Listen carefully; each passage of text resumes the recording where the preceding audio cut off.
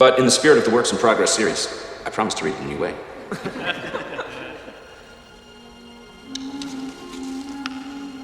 Everything that happened after that happened in slow motion. Or perhaps that's just the way his memory recorded it. Thank you. Connor, hi. I just want to say I tape all the readings, but yours I actually enjoyed. Oh, that's good. At least I'm not speaking into a total vacuum. Well, actually, I heard you used to work. Well, I had a job here, but I never actually worked. I actually got fired for reading on duty. Yeah, well, they stuck me in video, but actually, I'm a writer. Oh. Is there any way you can look at my book? Is it any good? I've absolutely no idea. Well, anyone who chews pencils with this much passion must have something to say. I'll give it a read. Thank you. You're welcome.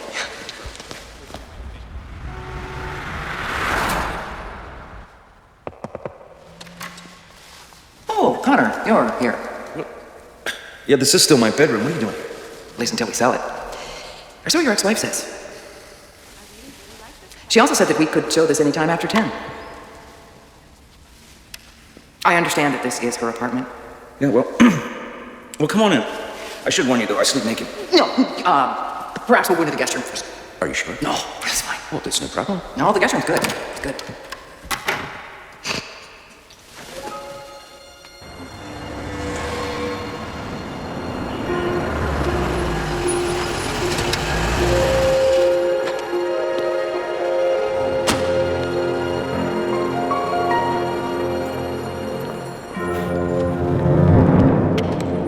Oh, this is great. This is the picture you choose for my next novel?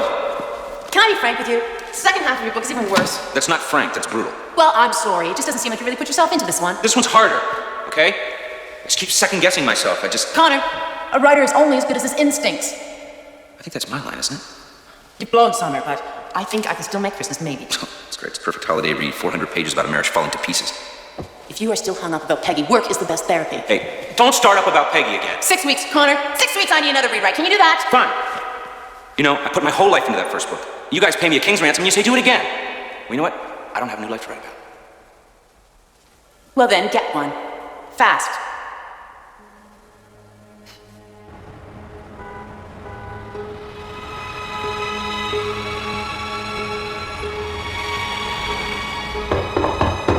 Hey Connor, this is Fritz. Your next door neighbor. Painter friend, remember me? Yeah. Okay, I've decided to take your advice. And before I advise against that, what was my advice? About me turning the big 4-0. I hate birthdays, but how about you and I go out tomorrow and we celebrate? Okay. Cool. Please, no presents. See you later. See ya.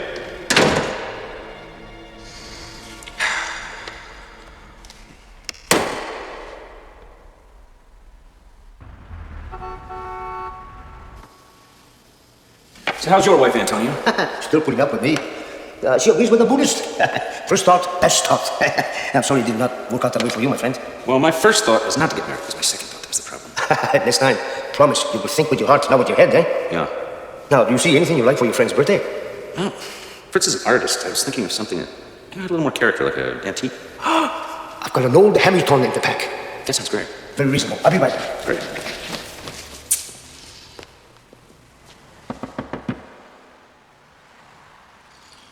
Antonio, someone's at the door. If it's a customer, how's it made, my friend? Okay.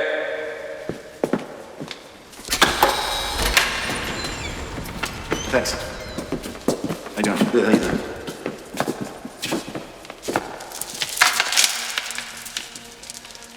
Get out! Now! Tenemos que negociar, Antonio. Nada. No more. Nothing!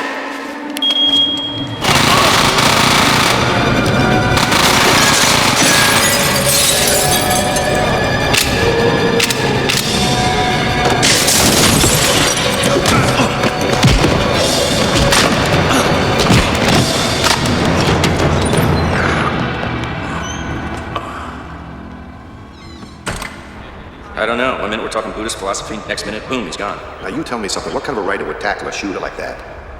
A writer who doesn't want to finish his book, I guess. You're lucky. There could have been 2 bags. Should never have let the guy in. Don't worry about it. He would have gotten in anyway.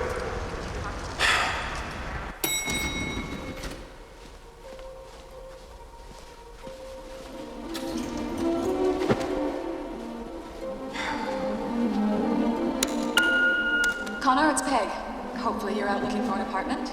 I'm busy tonight, but call me in the morning. We need to talk about the divorce papers.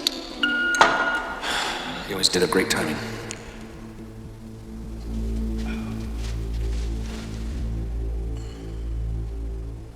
Don't rush. Be real certain. You take your time, Connor.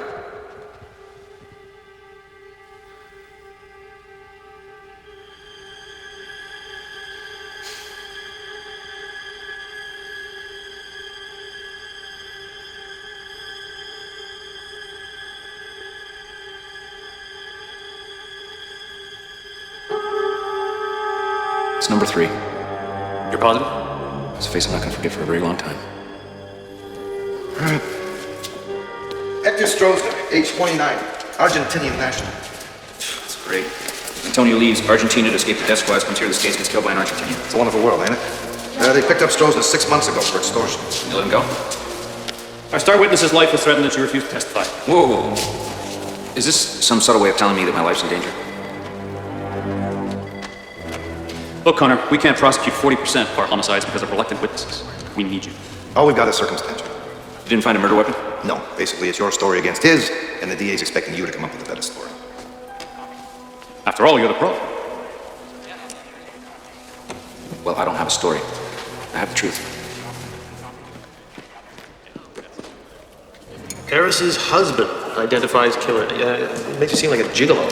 Well, it's sexier than burn-up novels. You sure you got the right guy? Yeah. Yeah, and it wasn't just in the way he looked. It was the way he held himself, like he was braced with the killer's secret knowledge. And it was in his eyes. You know what a killer's eyes look like? Exactly like yours and mine, only where there's supposed to be a light. It's just dead zone. Sounds like the guy who reviewed my last show. Thank you. Let me get this. No. It's used to being Harris's husband if you can't treat your friends. Just do me a favor, don't steal the tip this time, okay? See you. Thanks.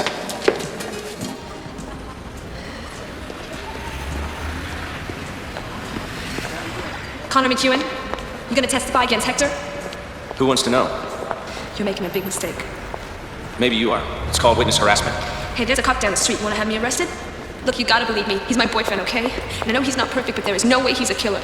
Yeah, well, people were full of surprises, okay? And they're not always pleasant. Yeah, and sometimes people make mistakes and pick the wrong guy out of a lineup. Let me ask you something. You have any South American friends? Yeah, but I can't tell any of them apart. Is that what you want to hear? He's got a kid to support. Is it yours?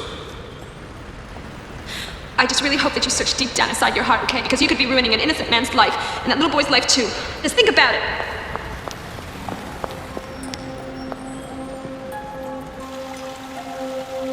You say you had a clear look at the killer's face.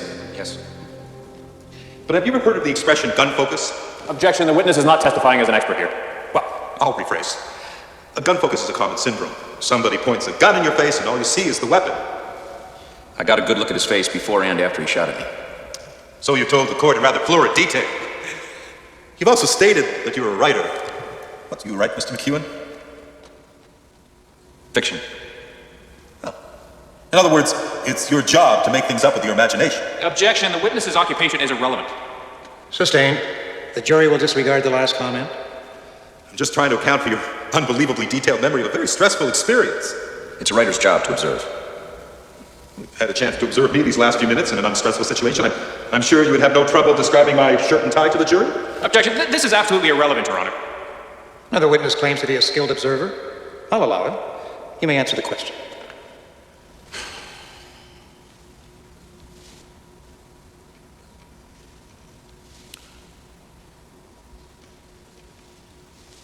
Well, you're wearing a copy of an English prep school tie. It's blue and gold on a maroon background. You've tied it in a double Windsor knot, which adds to the overall impression of tradition and respectability, but the effect is undercut by the missing button on your shirt.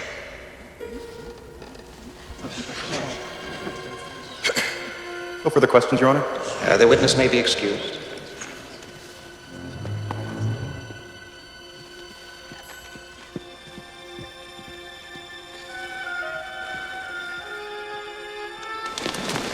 Senor McEwen, I was wondering if I could ask you a few questions. You're a reporter? No, I'm a human rights investigator for America Watch. So what do you want with me? Between the military and the left, Too many Argentinians have killed each other back home. So when this happens here, I want to know why. Can you tell me if you saw or heard anything you weren't asked about today? Not that I can think of now. Well, if you can remember anything. Sometimes a detail that means nothing to the police can mean a lot to us. Okay.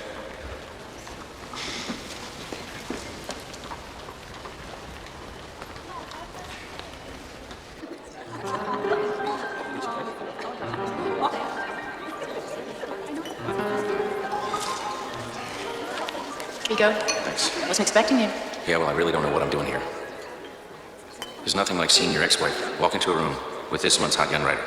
Well, if you'd made your deadline, you'd be next month. If I'd made a deadline, I'd still be married. Connor, I'm sure you know Dexter. Yeah, Connor, Peggy's told me a lot about you. Congratulations. I just heard about the verdict. The verdict? Your trial. They found him guilty. They did? That's great. That's great. Yeah, the jury didn't deliberate very long. Well, I'm sure you were a brilliant witness. Well, I'm just glad to see that the system works. If the system worked, they'd fry him by midnight. Next, you'll be advocating public flogging for overdue writers. I could get behind that. Sure you would. I'd say this deserves a toast. Definitely. Oh, well, to justice. Justice? Justice.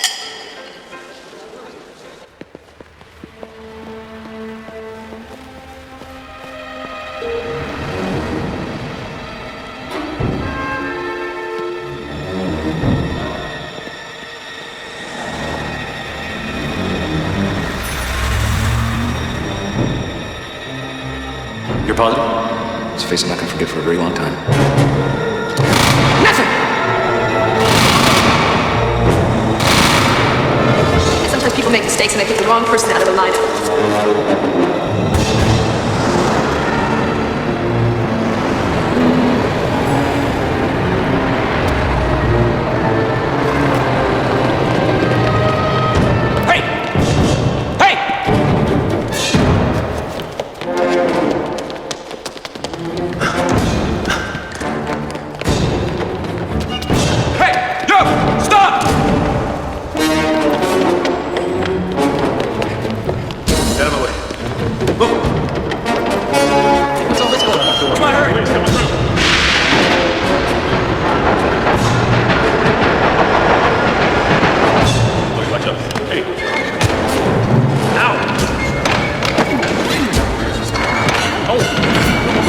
Good, get out of the way.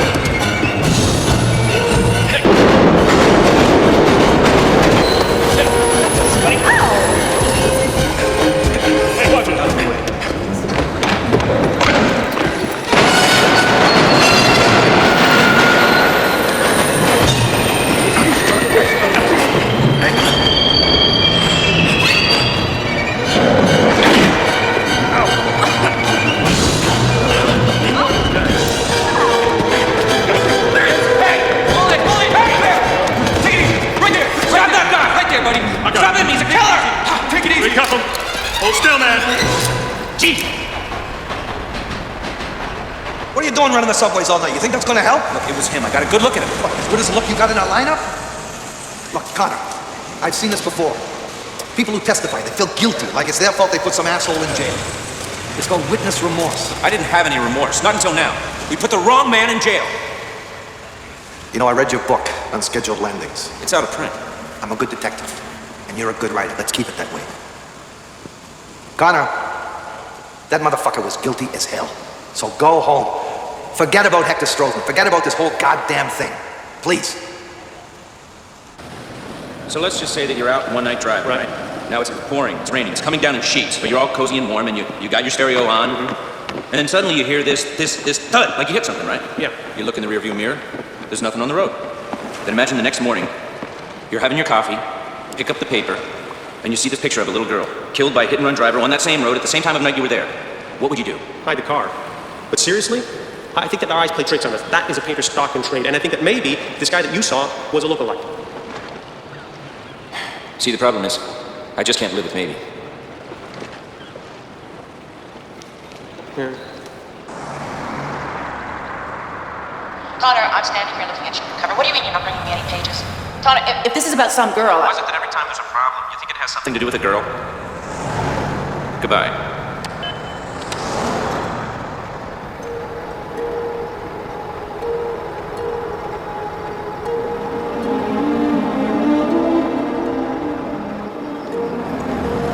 see your identification, Connor McEwen for Hector Strauss. It's okay. Right.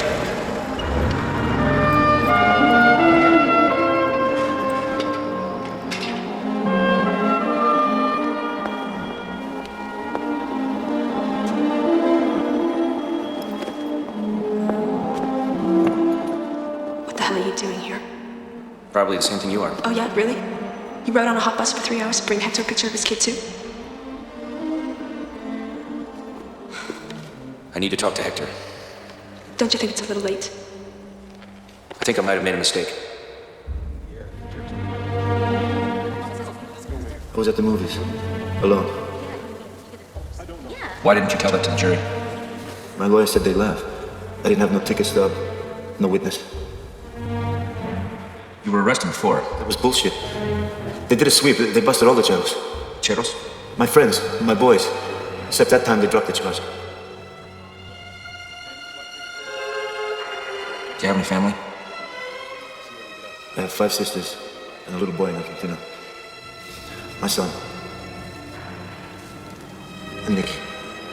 Don't worry, baby. I'm gonna get you out of here. You gotta get me out of here soon. You don't know what it's like. I mean, they got me in here with the fucking animals. I can't take it. I'm begging you, man. You put me in here. You gotta get me out. I'm begging you.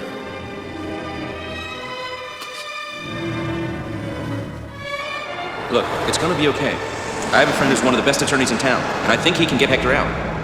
If you listened to me in the first place, he wouldn't even be in there. I want to ask you something. If he was like some Park Avenue doctor and I was his wife, you would have believed me, right? Look, I made a mistake, okay? But I'm gonna rectify it. I'm sorry. I'm just being a bitch. It's okay. I'm sure it's very hard on you. It's gonna be all right.